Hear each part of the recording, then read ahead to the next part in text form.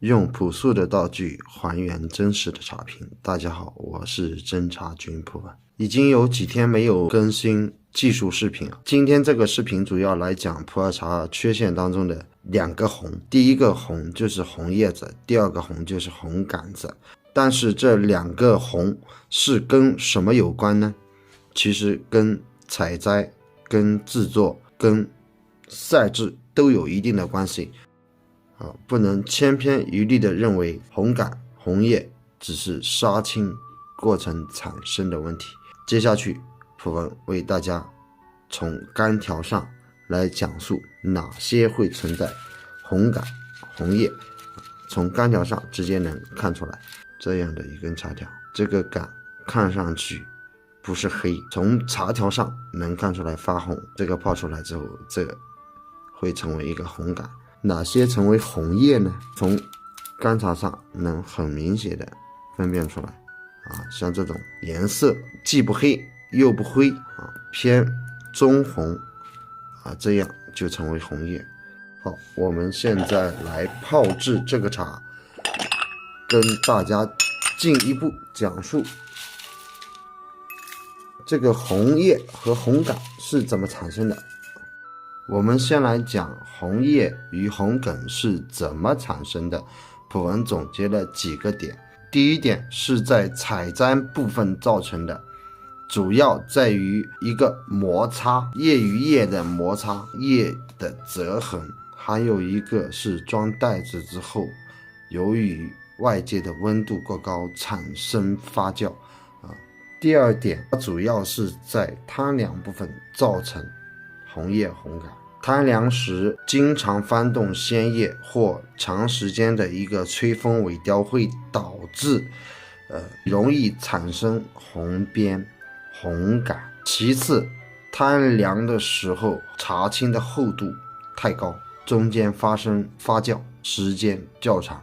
第三点主要表现在杀青阶段产生的红梗红叶。这个阶段产生红梗红叶主要是杀青时候茶青的含水率过高，散发水汽不够及时。但这个散发水汽不够及时主要表现在翻炒速度和斩炒茶青的幅度不够大存在闷炒。而且这个阶段产生的红梗与红叶是最为多的，所以我们在杀青的过程当中要控制茶青的含水率，什么时候焖炒，只能在茶青含水率较低的时候去焖炒。为什么那个时候要焖炒？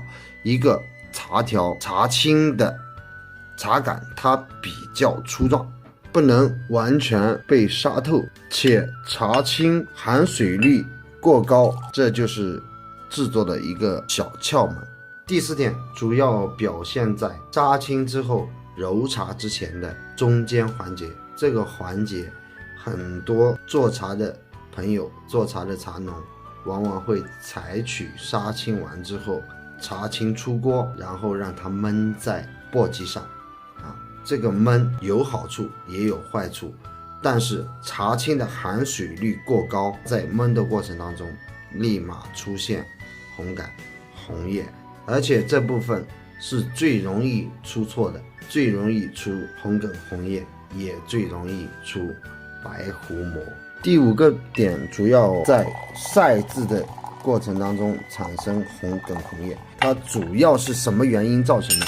这个就是说你杀青的过程当中没有控制茶青的含水率，茶青的含水率不够低。当你晒制的时候，阳光盆的温度可以聚到40多度当猛晒的时候，含水率过高的茶青立马会发红，尤其是杆子，因为杆子的含水率要比叶子的含水率肯定要高。正常的杀青出来，叶子脱水要比茶梗脱水要快得多。各位茶友，各位朋友，你可以做一个最简单的实验，你可以摘一片绿色的树叶子，在太阳底下晒它个15分钟，看这个叶子红不红。所以今天这个视频普文要为大家讲的就是红梗红叶是在哪几个步骤当中产生，而且它们是怎么产生的。普文简单的为大家做了一些介绍，我们在下一个视频当中会为大家讲解在茶底当中哪一个红梗红叶哪一类是在哪一个步骤产生，准确率可以相当的高。普文主要为大家讲述普洱茶中的缺陷、红梗和红叶，如何找寻这个红梗红叶，我们是在哪一个步骤出了差错，我们应该如何去改进，如何更好的制作一款绿悠悠的一款普洱茶。好，今天的分享我们就到这里。喜欢普文视频的朋友可以关注普文，普文一定会为大家带来真实的制作、真实的茶品、真实的原产地。我们下一期节目见，谢谢大家。